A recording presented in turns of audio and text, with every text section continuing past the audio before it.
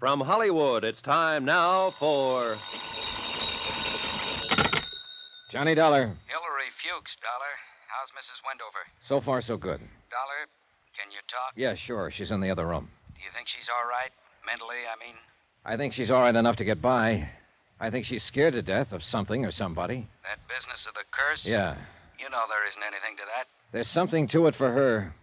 She thinks she's somehow responsible for her husband's death, for her father's death, and for her brother's death. On the way here, she mentioned, just like that someone else was going to die. Or words to that effect. Who? I don't know.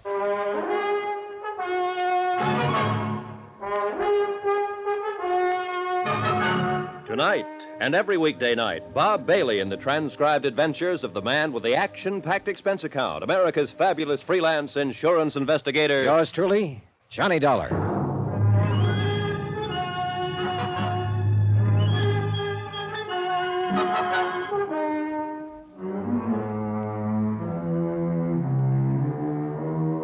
Expense account submitted by Special Investigator Johnny Dollar to the Universal Adjustment Bureau, Hartford, Connecticut. The following is an accounting of expenditures during my investigation of the Tears of Night matter.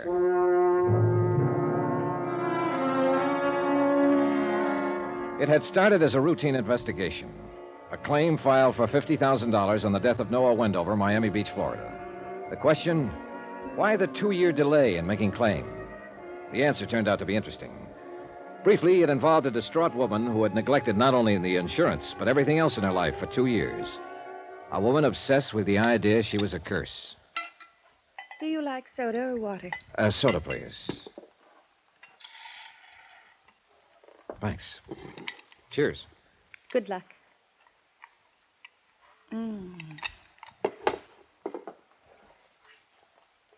What's your name again? Johnny Dollar. Oh, yes, that's right. Mr. Fuchs introduced us, didn't he? Do you think he'll be able to straighten out all my business affairs for me? Yes, I think so, Mrs. Wendover. Including the insurance? Including the insurance, yes. Well, you're worried about the claim, aren't you? Well, I'm paid to worry about it. I'm not so worried now as when I first came to Miami Beach. I think I understand why it took all this time for the claim to be filed. You mean you've met me and you think I'm kind of, not all there or something? Well, I suppose Mr. Fuchs explained how badly I've managed things for the last 2 years. he showed me how you've let your affairs go to the devil, if that's what you mean. I'm glad you finally turned it all over to him. I think he'll take care of it for you. I behaved rather badly in Mr. Fuchs' office, didn't I? Well, I wouldn't say that. Poor Mr. Fuchs. He was frightened, I think. I don't know what it is, really. I mean, he mentioned that you were in town investigating my claim on Noah's death. I felt I should talk to you. That's why I had him call you. I wanted to tell you about the curse. There's no such thing, you know, Mrs. Wendover. I know. I couldn't have been responsible for Dad's death. It was a heart attack many years ago. I was away at school in New York, and Jim, my brother being killed in Korea, I couldn't have had anything to do with that. And Noah, I loved him very much. I'm not cursed, am I? No, you certainly aren't. All of these deaths around you have been tragic, doubly so, because you seem to have been very fond of the people. But you aren't responsible in any way. I like you. You're very nice. If you have any questions you want to ask me about Noah, I'd be glad to answer them. I really would. I'm all right now. Really, I am. Well, when we left Mr. Fuchs' office, you talked a lot about that curse business. Yes, I'm ashamed. Were you still thinking of that when you spoke to me in the car? Did I speak to you in the car? Yes. You know, I can't remember riding in the car at all. I've been standing here talking to you, and I've been wondering all this time how we got here. Do you mind if I help myself? No. We drove over together from Hillary Fuchs' office. I drove you here. Oh. Some things I just blank out. I've talked to a psychiatrist, I've been under treatment for several months. He says I established a strong pattern when Noah died of shutting things out, of just forcing my mind to become blank. He's trying to help me get over it. What did I say in the car? You said you were cursed and you wondered if he would die. Oh, dear. Who's he? Teddy. Teddy, Teddy Davis. I'm going to marry him when he asks me. Oh. And I know he will. I love him very much. Well, why do you think Teddy might die? Because of people dying around me that I love. He doesn't believe in the curse, does he? Oh, no. He's something like you in a way. Nice. He makes me laugh at it. He says it's ridiculous. Because it is. Somehow I feel comforted. Now, look. You marry this fella the minute he asks you and forget about being cursed and everything else. He'll take care of you. Well, I better go now. Mr. Dollar. Yes? Thank you. I need sometimes very much to talk to someone like you. Thank you. J. Dollar, Oracle. Go out and marry so-and-so and live happily ever after. I like the little kiss she gave me. I like the way she squeezed my hand. I like the perfume she was wearing. I liked the way the intense, hard brightness had gone out of her black eyes, and she was just a nice woman being a woman. I liked all that. What I didn't like was the idea that she could be the other way, believing in the curse and believing she was somehow responsible for people dying. When I left her, I knew that part wasn't ended. I knew it would come back. Come on in, Dollar. I sort of stuck around wondering if you'd come back here. How is she? She's okay now. Fuchs, I'm sending in my report on this policy tonight. I'm recommending they honor it. I've got enough verification. Okay, that's fine. Sure appreciate your help on this, Dollar. Let me buy you dinner. No, thanks. I'm getting the first plane back to Hartford. Why not wait until tomorrow? You've got a reason, haven't you? Yeah, I guess so. Mrs. Wendover? Oh, I've met people like her before. Don't ask me where or when, but I've seen them. And there isn't anything to a curse, but trouble seems to follow them. Big trouble. My business here is practically finished. I just want to get out and get away. Can I use your office for about an hour? Sure, it's all yours. Dollar, I feel the same way.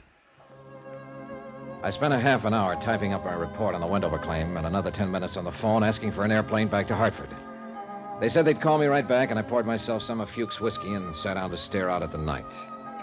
Lights burned up and down the white beach. People strolled up and down, looking at the water, holding hands. And I was sitting alone in Hillary Fuchs' office, waiting for a phone call and thinking about a curse. Hi. Hi. Who are you? Anybody else here? Oh, why? You were kind of late. So do you. What's on your mind? You? Costigan wants to see you right away. I'm supposed to take you over. Whoever Costigan is, tell him he doesn't want me. You don't tell Sam things like that. You know, it's been a long time since I shook in my boots when a skinny hood like you stood around acting tough. If you've got some business with Hillary Fuchs, look him up at his home. This is Fuchs' office. You're behind his desk. You'll do. Now, come on, mister, and don't show me how loud a certified public accountant can growl. I just might swing this thing on your head. That's better. You got a hat? No. I know Costigan wants to talk to you, but I'd sure like to belt you one just for the practice. I'm not Hillary Fuchs. Come on, let's go. Hey, you're gonna break my arm! I'd like to, just for the practice. Now then, this Costigan, is he the one from Chicago? Sam's been there. Answer. The Sam Costigan kicked out of Chicago a few years ago? Yeah. What does he want to see Fuchs about? The Wendover dame. What? Something about the Wendover dame. I don't know what it is. He just wants to see you. Okay, what's your name? Frank Scanlon. Here. You put this thing in your pocket. Pull it out again in front of me, and I'll brain you. Now, let's go. Huh? Now I want to see Sam. Well, sure. Anything you say. I followed Frank Scanlon out of the building to a waiting car, a black packet with side curtains. It was a nice touch for this day and age, but it didn't make much sense. None of it did. It was illogical in the beginning, middle, and end. Most of all, I didn't make much sense. I should have been in my room packing. Instead, I was on my way to see an old-time grifter and hoodlum named Sam Costigan, because someone had mentioned the name Wendover. You want to smoke? I used my own. Suit yourself, fella. Scanlon was a thin one with sharp, narrowed eyes, too much padding in the shoulders, too much snap to the brim of his hat, too much point to the toe of his shoes. The .38 I'd taken away from him and handed back made a considerable bulge in the front of his coat. About 6 miles out of Miami Beach, he turned off the main highway onto a dirt road. About a mile of that, and up ahead we saw lights. The lights became a fine old colonial mansion, every room aglow. 2 or 3 guards were watching the entrance to the front. They all needed shaves. No one said anything.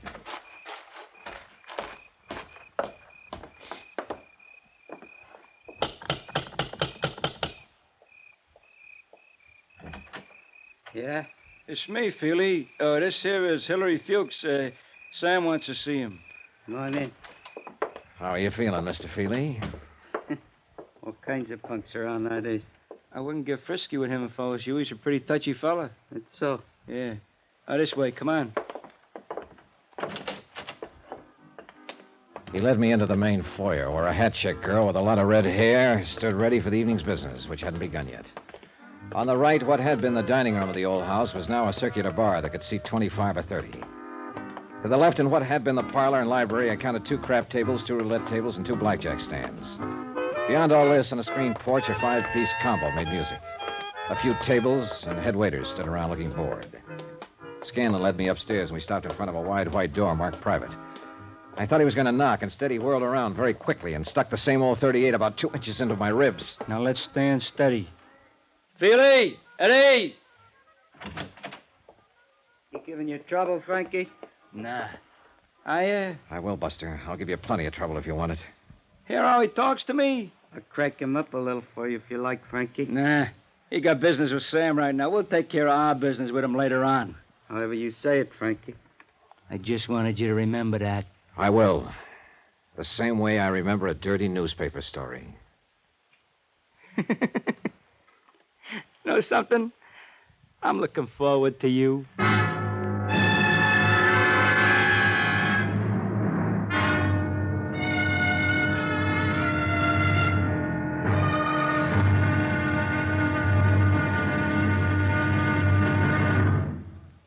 Now, here's our star to tell you about tomorrow's intriguing episode of this week's story. Tomorrow, there is a curse that goes with the Wendover name. Goes wherever it is. Join us, won't you? Yours truly, Johnny Dollar.